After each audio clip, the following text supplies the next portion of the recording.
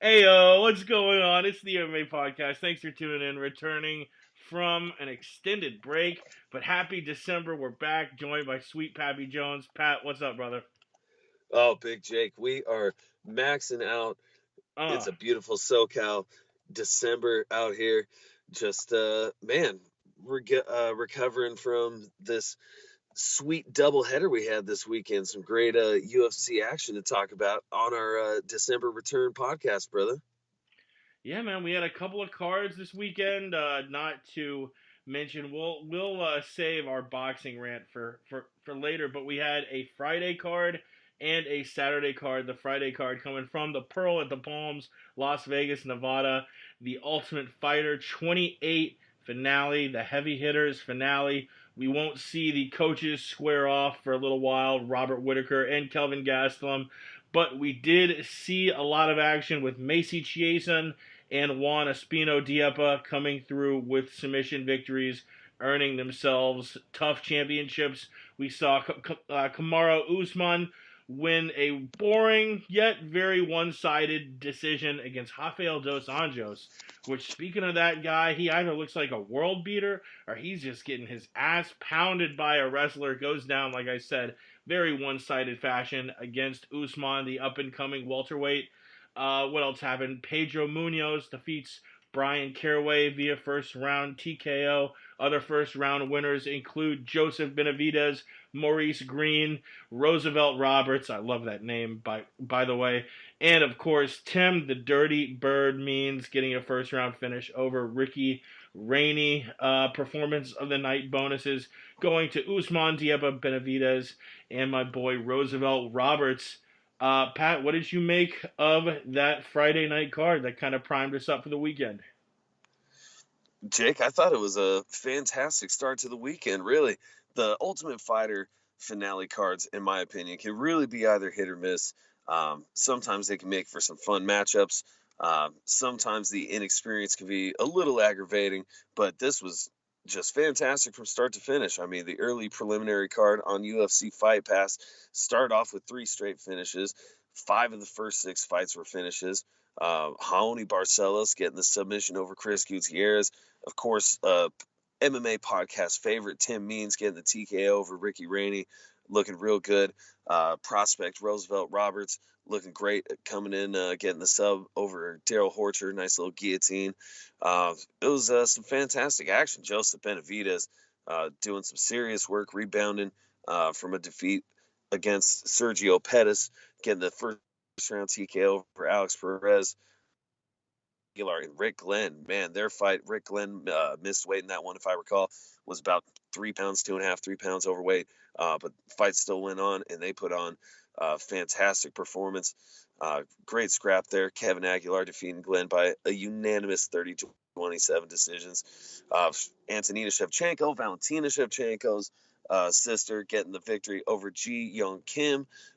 Good scrap there. Shevchenko looked good, living up to the hype there. Going to be interesting to see if she fights at 35 or 125. This one was a catch weight.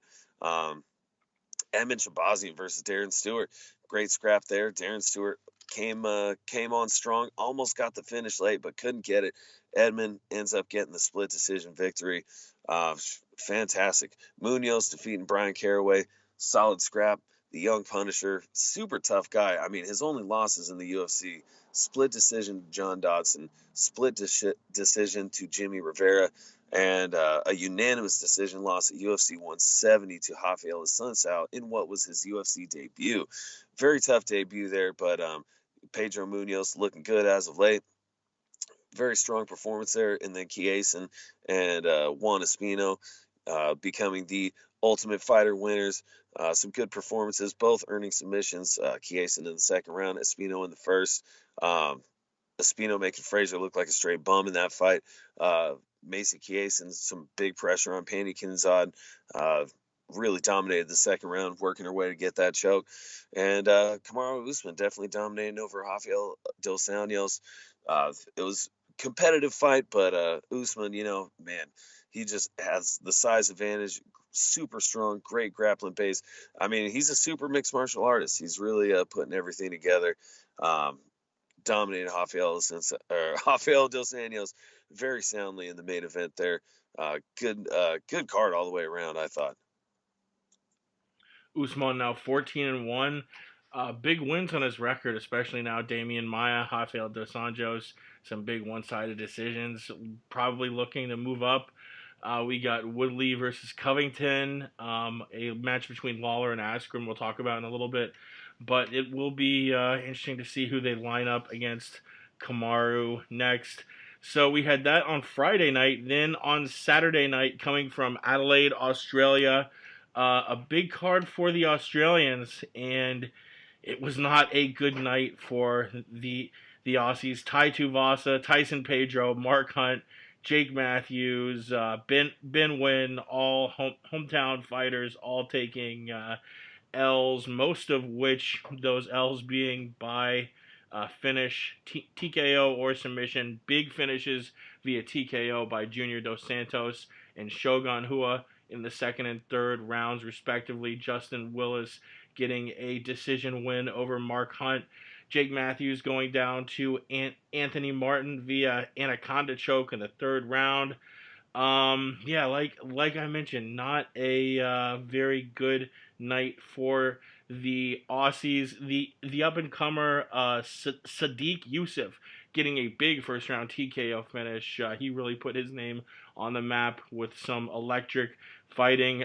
Paul Craig, another hometown guy, going down via third round submission via Kimura.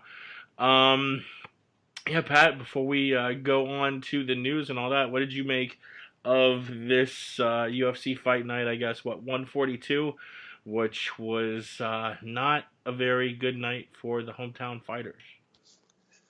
Yeah, the hometown fighters didn't do so well, save for actually Jimmy Crute from Bendigo getting the victory over Paul Craig.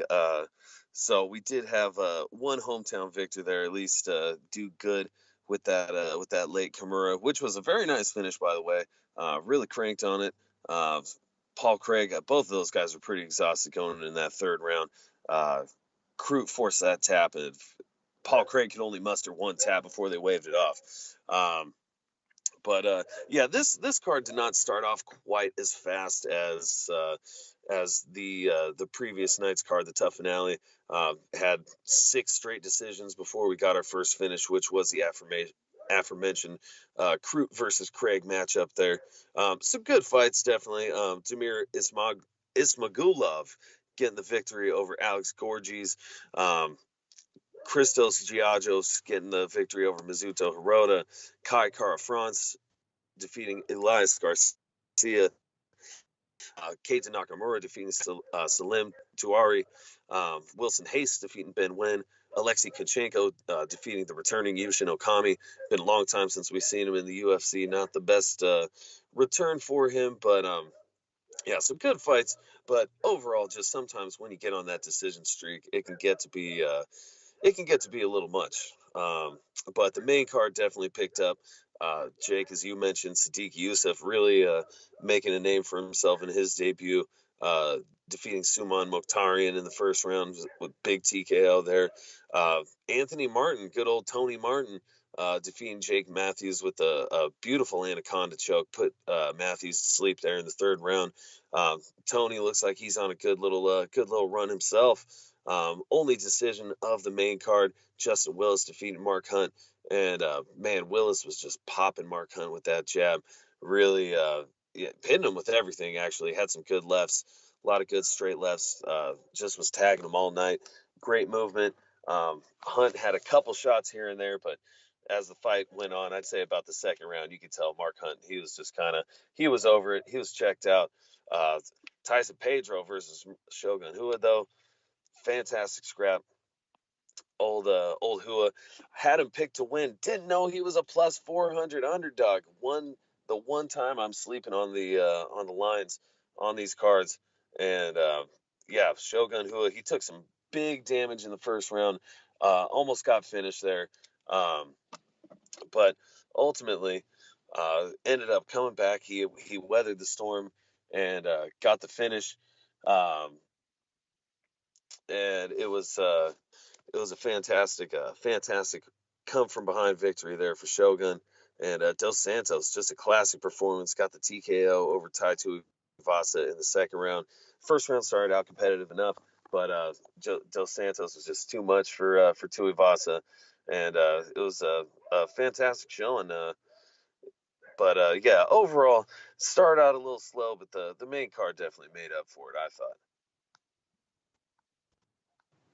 Yeah, it's wild, man. Seeing an old name like Shogun back from the Pride era winning in a co-main event, and it's almost 2019. Unless you have anything else from that card, I think we can move on to the news.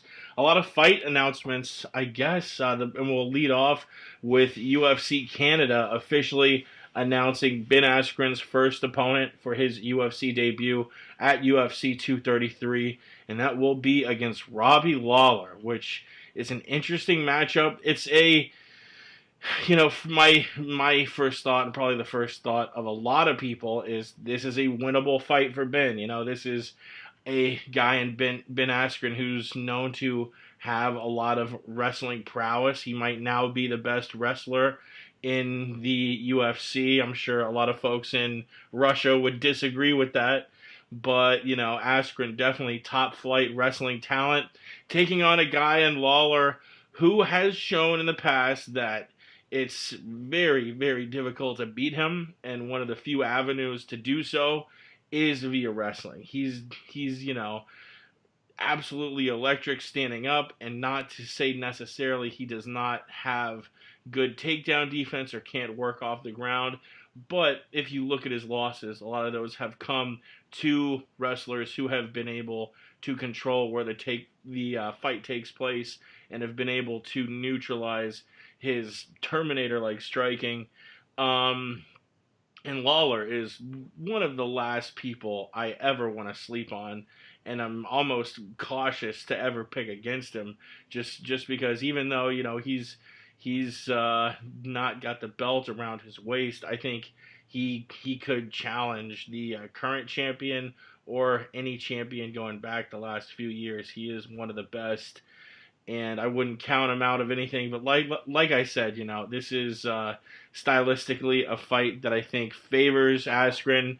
I'm obviously a little biased myself, and I'm not. I wouldn't pick against him even if I thought he would lose. But this is one where I can honestly say I think the style matchup benefits my boy Ben. So I'll be going with him over Robbie Lawler.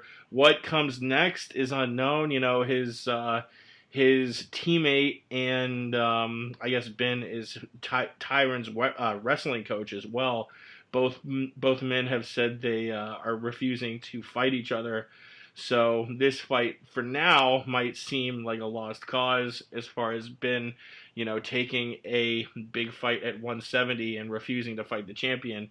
But if a lot of the rumors I hear are correct, then what they may be doing soon, I think this was through Mike Bond on Twitter, that after this upcoming flyweight title fight between Dillashaw and Cejudo, that they're going to eliminate the 125-pound weight class, flyweight, and replace it with 165, bumping the current 170 up to 175, which I think makes a lot more sense. We've seen that there's not only a lack of elite talent at 125, but there's a significant lack of interest. And there are just a ton of great fighters in that 155 to 170 to 185 range, and opening it up and in including one more weight class, so it's 55, 65, 75, 85 instead of 55, 70, 85. I think that would, it would not only obviously generate a lot more interest in the sport because you would have one extra belt to pass around, but it just makes a lot of sense. And in the current landscape, I think it offers up a lot of scenarios. You can have Nurmagomedov and Connor in different divisions. Therefore, Connor would have a chance at a belt. Because if you watch the same fight that I did between those two, I don't see Connor taking that belt off Khabib anytime soon. So a lot of interesting storylines, including obviously going back to the fight I was talking about, Ben Askren being able to fight at a different weight class than his teammate Tyron Woodley. Woodley would probably move up as he's a big welterweight to 175. Askren probably would not have too difficult a time weighing in at 165. But going back to the topic at hand, Robbie Lawler and Ben Askren, what are you thinking about for that fun fight? I don't know if it will be a main event, but obviously it will be a big fight, probably a co-mainer at UFC 233 early next year. Oh boy, yeah, I'm very excited for it, Jake. Ben Askren, definitely a friend of the show for sure. And with good cause, he's been one of the champions and undefeated in every organization he's been in. He was a Bellator welterweight champion. He was the One Fighting Championship welterweight champion, and his NCAA Division One credentials. NCAA Division One champion. I want to say last time I checked, he was number 3 on the all time pins list, up there with greats like Cale Sanderson. So when you say definitely one of the most highly credentialed wrestlers to step into the octagon, I mean that's indisputable. I mean, at least if you look at his North American college wrestling, you absolutely can't argue. One of the best to be stepping into the octagon, and with those undefeated credentials in mixed martial arts as well. It's great that he's finally getting a chance to get into the octagon and really prove himself. He and Dana White had a lot of back and forth over the years, and it's good to see things finally just work out so that he can get in there and ply his trade. I'm very excited to see how this fight's going to go down. I mean, there's definitely no easy outs for Ben Askren at 170. I mean, everybody's super tough in that division. Everybody's super tough in the UFC by and large. Um, so, I mean, starting off with Robbie Lawler, that's a tough test. Robbie Lawler himself, he's been a veteran of the UFC for 15 years, probably maybe even longer than that. Um, and he has solid takedown defense. He's got some solid wrestling. And he's, of course, everybody knows about the power in his hands and his striking. And he really looked like he'd been turning on even more during his championship run that he had just a couple years back. Um, but yeah, this is going to be a great litmus test for Ben Askren, just to see where he's at and how far he's going to go in the UFC. And a solid test for Robbie Lawler. It's been a while since he's been in the octagon, but definitely a stout test for him coming back as well. I think initially, man, this is such a tough one. I really like both these guys. A big fan of both. Um, I'm thinking Funky takes it with his style, but boy, he's definitely gonna have a tough time with Lawler. It's yeah, definitely never an easy out. Another fight we're going to be getting on that UFC 233 card is Jose Aldo against Cub Swanson. This might be Swanson's swan song, no pun intended, having lost his last 3. And if the storyline I heard is correct, this is going to be his last UFC fight, win or lose. And Dana White is gifting him a chance against a guy who beat him in the past, Jose Aldo. It's crazy 2 fighters this good are a combined 1-5 in their last 6 fights. Swanson dropping his last 3, albeit 3 killers. Brian Ortega, Frankie Edgar, and Renato Moicano. Jose Aldo losing back-to-back title fights against the current champion Max Holloway before stepping in earlier this year in July and defeating Jeremy Stevens on that UFC on Fox card. That being the only fight either fighter has in their last 3. Man, this is Cub. I'm sure is gonna go out on his shield here, but just like the story was when they first fought in the WEC, everything Cub can do and all of the places his skill set lies, Aldo can just do it better. He's a better striker. He's faster. He's a little bit stronger. I think his ground game's a little bit better. And I don't think that Jose Aldo is going to, rock him with another 13-second or 8-second or what was it? And yeah, an 8-second knockout back in '09 at WEC 41 via flying knee and punches. Don't necessarily see it going down again like that, but I think you look at Cubs' career. He's for sure had a good one, but I think he's definitely we're seeing the end of it. Where Jose Aldo definitely past his prime.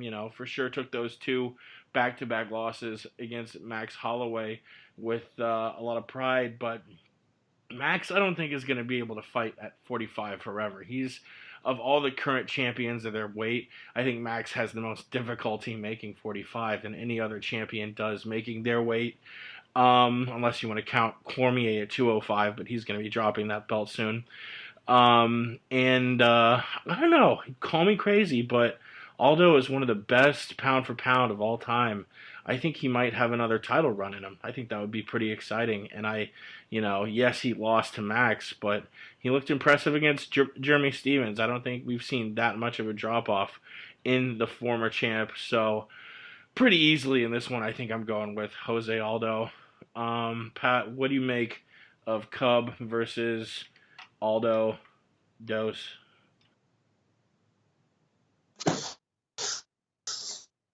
Well, I know that this is definitely a fight that Cub Swanson probably would have wanted around 2014 when he was on a 6-fight win streak there. He was definitely very vocal about wanting that match again against Jose Aldo. That was when Jose was just tearing through the WEC, finishing everybody. Was beginning his reign of dominance there, and crazy double. It was like a bicycle knee almost, hit him with a double flying knee kind of situation. Crazy finish. And when Cub was on that 6-fight UFC winning streak, really wanted that match, but he got Frankie Edgar instead, got finished, and he went on a 4-fight winning streak after that. But now, as you mentioned, Jake, 0-3 in his last 3 matches. So definitely getting hooked up by the UFC, getting this fight against Jose Aldo. Even though Aldo does have a win in his most recent fight, their career trajectories are, at least they're on a similar path. Definitely not at the best time of their career, but they still have some gas in the tank. They can still get it done. I feel like Swanson was competitive against Ortega, but then Ortega just jumped onto him and just jumped on his neck essentially and held on and just choked him out. I think he can still put up a good fight. I think this will definitely be more competitive than when they first matched up, and I think Swanson has a good shot here against Jose Aldo. It's always tough for me to pick against Jose. Just I definitely hold him in very high regard and high esteem. Definitely one of the best to ever do it in my book at the lighter weight classes, especially. But man, Cub definitely has a good chance in this. I'm going with the hometown guy, Jake. I'm going with Cub to beat Jose and get a little redemption. I like it. Pat going with the hometown fella in Cub Swanson. Uh, in his, like I said, in his Swanson and his Swan song. That was terrible. Last topic, we'll stick in the vein of pound for pound greats that are a little bit out of their prime, going from Jose Aldo to Anderson Silva, who will be fighting at UFC 234 against a fighter that is up and coming at 185, emulated him growing up, fights a lot like him in Israel Adesanya. This is gonna be a lot of fun. This is gonna be two very unique strikers who fight from a lot of angles, fight with a lot of different kinds of unorthodox techniques, whether it be knees or elbows, all of that. This also low key, you're not hearing much about it, but this could be a title eliminator fight. It's not guaranteed. I haven't heard any rumors or heard Dana White say anything, but I just assume between Anderson Silva and Israel Adesanya, the fight's gonna end spectacularly because both of these guys end fights spectacularly. And if either one wins the fight via just home run, grand slam, make everyone freak out and go, wow, which I think is a very real possibility, I think that person shoots up to the top of the rankings. Currently, you have Izzy at 6. You have Anderson Silva, I guess not even ranked currently, but you have the top 5 being Romero, Rockhold, Jacare, Gastelum, who will be fighting soon, and Weidman. Um, yeah, I think either guy winning spectacularly puts them right in that title con- conversation. Really, no matter who wins between Whitaker and Gastelum, but especially if I imagine the two favorites in those two fights will be Whitaker and Adesanya, and they've already done some drawing back and forth. The storylines there. They're both Aussies. That would be another fun fight to see as well. But we'll stick to what we have in front of us. UFC 234, an up and coming superstar against arguably the greatest of all time, Israel Adesanya versus Anderson Silva. Last topic of the night. P Money, who you got? Jake, I feel like in this one, I gotta go with Adesanya. I gotta go with the new blood. It's super tough for me to do it. I um, hate to pick against Anderson Silva, kind of like I was talking about with the Jose Aldo thing. We just seen him be so dominant for so long, even in his stretch when he went technically 0-4 with one no contest. I probably picked him to win every single one of those fights. Um, but just going back to Anderson Silva's most recent fight against Derek Brunson, which was, that'll be almost 2 years, or it'll probably be about 2 years by the time this fight takes off, because he last beat Derek Brunson by decision February 11th, 2017, and Israel Adesanya just beat Derek Brunson by spectacular TKO in the first round, um, just just about 30 days ago. So just going back to common opponents, who beat who better? Adesanya beat Brunson much more handily. Um, Now, of course, this is what we refer to as MMA math. We know that MMA math is quite inaccurate, doesn't always tell the full tale of the tape. But as far as career trajectories, I feel like you can suss some things out. And of course, that being the only victory that Anderson Silva has had in some years. And just the fact that Adesanya got it done that much better, their styles being so similar, just incredible strikers, fantastic technique. Um, they throw crazy stuff that you would never see coming.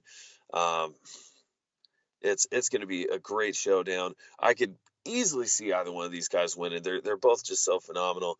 Um, but man, I can't believe it. I think I'm going with Youngblood in this one. I think we got new Anderson here, and I think he's taking out old Anderson, Jake. I think Adesanya is gonna get the finish first round. I think so too. I don't know about first round, but I feel like the young blood.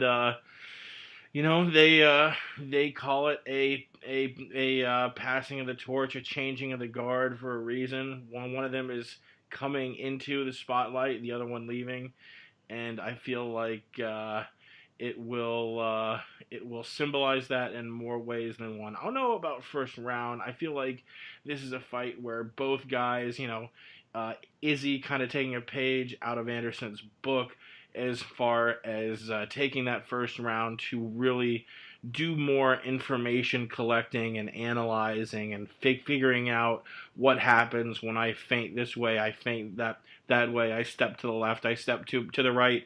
All about kind of finding those holes and analyzing your opponent as the fight starts. But I do think it will be a finish, like I mentioned earlier. I think whoever wins will do it spectacularly. I'm picking the young blood too in Izzy Adesanya. We appreciate you, the listener, for tuning in. Um, Next show coming out in a little bit, we'll preview UFC 231, which, man, what a wicked main and co-main event between Max Holloway, Brian Ortega, then the other fight between Joanna and Jacek and Valentina Shevchenko. We're talking four historic potentially fighters, and a couple of fights with historic magnitude on the way this Saturday at UFC 231. We will be back and break that down. As always, thanks again. We love the shit out of you. We'll see you next time. Till then, we gone.